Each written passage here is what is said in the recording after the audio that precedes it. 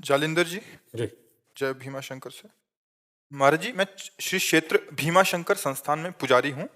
महाराज जी, हम जब पूजा अर्चना सेवा करते हैं तब कुछ महिला भक्त मंदिर में बहुत कम वस्त्र परिधान करके आते हैं। उससे अंग प्रदर्शित होते हैं, अन्य भक्तों को ना चाहते हुए भी देखना पड़ता है। हम जब उनसे कहते हैं तो कहते हैं कि हमारी मर्जी, तुम्हें क्या अधिकार, और लड़ने लग जाती है। महाराज जी, कृपया मार्गदर्शन करें कि ऐसे मंदिर आदि में या कोई धार्मिक मंदिर स्थलों या में। कहीं भी देखो, आज जो है मन और इंद्री की गुलामी को स्वतंत्रता माना गया है। आध्यात्मिक के शब्दों में यदि समझेंगे आप, मन और इंद्री की गुलामी को स्वतंत्रता माना गया है। शास्त्र और गुरुजनों की आज्ञा को परतंत्रता माना गया है। इसीलिए प्रभाव नहीं पड़ सकता, क्योंकि भवानी शंकरो वंदे श्रद्धा विश्वास रूपिणो याभ्याम बिना न पश्यन्ति सिद्धा स्वांता स्तमीश्वरम। श्रद्धावान लभते ज्ञानम। जब श्रद्धा ही नहीं है संत और शास्त्र के वचनों में, तो मन मानी आचरण स्वाभाविक है। अब हमको अपने को बचाना है। यदि मेरी बहन हो तो क्या अपने बहन के अंगों को देखकर मुझे काम आएगा क्या? मेरी बहन बीमार हो, मेरे ही समान और कोई सेवा करने वाला ना हो, यदि मैं उसे शौचाऊं, यदि उसको वस्त्र पहनाऊं, तो क्या काम आ जाएगा क्या? तो मैं अपनी दृष्टि को पावन करूं। अब समाज को पावन करने की सामर्थ्य भगवान में है, या भगवान जिन संतों की वाणी से करवा दें तो है, नहीं तो असंभव सा है, क्योंकि मनमानी आचरणों का बड़ा मनोरंजन चल रहा है। शास्त्र आज्ञा का पालन करना कहीं रह नहीं गया है। अब हम बार बार उसी प्रसंग को फिर सामने लाते हैं। एक बच्चा कई बच्चियों से बॉयफ्रेंड गर्लफ्रेंड का संबंध रखते हैं, बच्चियां, और ब्रेकअप करते हैं। फिर इसे क्या कहते हैं हमारी शास्त्रीय भाषा में? व्यभिचार। और व्यभिचारी पुरुष और व्यभिचारी स्त्री को किस भाव से देखा जाता है शास्त्र की दृष्टि में? तो संयम तो खो चुके, संयम खो चुके, पवित्रता खो चुके।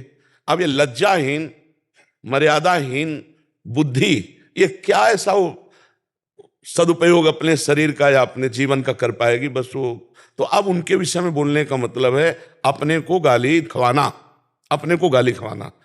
तो हमें लगता है हमें अपनी दृष्टि ठीक कर लेनी चाहिए, और तेरे भावे जो करे भलो बुरो संसार, नारायण तू बैठ के अपनो भवन बुहार। हाँ, तो हमारा शास्त्र और हमारे गुरु जी यही उपदेश करते हैं कि अपने आप को बचा लो। बस यही खास बात है। दूसरे को बचाले चलोगे तो आप भी घसीट जाओगे। मान लो आप हर बच्ची को ऐसे ही करो तो आपके ऊपर फिर रिपोर्ट हो जाएगी कि ये गलत दृष्टि वाला है। इसलिए जिस रूप में आओ प्रभु आप ही हो। हाँ, कोई आपसे पूछे तो उपदेश दे दो, लेकिन समझने वाला कोई है नहीं, समझने वाला कोई है नहीं। हमको अपने आप को समझाना होगा।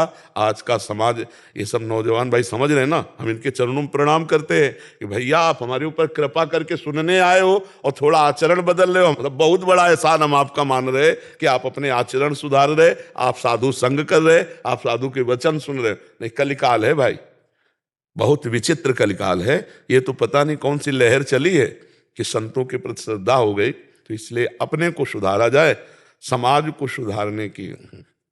नहीं, मैं अपने की बात नहीं कर रहा था। हम जब सेवा करते हैं वहाँ पे, तो काम करते वक्त जब लोग आते हैं तो लोग हमें ही बोलते हैं कि पंडित जी, हम पंडित जी हैं, तो बोले पंडित जी आप ही उनको कोई मार्गदर्शन दीजिए, आप बोल दीजिए। हमने बोर्ड भी लगा रखे हैं लेकिन सुनते कम है। नहीं सुनेंगे, आप कहोगे तो आपके ऊपर वचन और, हाँ, वचन और हो सकता है कटुता का व्यवहार हो जाए। नहीं सुनेंगे आप। पहला हमारा उत्तर था मन और इंद्रियों की गुलामी को स्वतंत्रता समझा जाता है, शास्त्र और संतों की वाणी के अधीन चलना परतंत्रता समझा जाता है। कैसे समझ में आएगी आप बता? तो इस विषय में हमें लगता है कि मौन होना ही उचित रहेगा। कोई प्रश्न करे तो उसका उत्तर दिया जा सकता है कि महाराज जी हम लोग ऐसे वस्त्र पहनते हैं, क्या ठीक है? तो फिर बोल सकते हैं, क्योंकि वो जानना चाहते हैं। और ऐसे आप बोलोगे तो फिर बहुत ही गलत हो जाएगा। बहुत ही गलत शब्द का प्रयोग हो सकता है, बहुत ही गलत शब्द का प्रयोग, हाँ, संसार का बहुत विचित्र स्वरूप है, नहीं प्रयोग हो सकता। वो आपको ही डांट लग सकती है बहुत। हाँ, इसलिए मौन अपने से कोई तब उत्तर देने का प्रणाली भी है ये, उपदेश देने की। जब तक प्रश्न ना करे तब तक उसको उपदेश न दे, नहीं वो उपदेश काम नहीं करेगा। प्रश्न करता दैन्य भाव से, आरत अधिकारी जब पावे गूढ़ो तत्व न साधु दुराए। और इस विषय की व्याख्या हम कर नहीं सकते, क्योंकि जब तक आप नहीं बदलना चाहेंगे, मतलब सामने वाला, तब तक ऐसे केवल फालतू बोलने से नहीं चलेगा। वो सामने सुधरना चाहे तो उसको हो सकता है। और नए बच्चे हैं, ये इतना ही मान लें कि गलत आचरण न करें और नशा न करें। इतना ही मान लें तो हम इनके चरण छूते हैं, सब बच्चों के।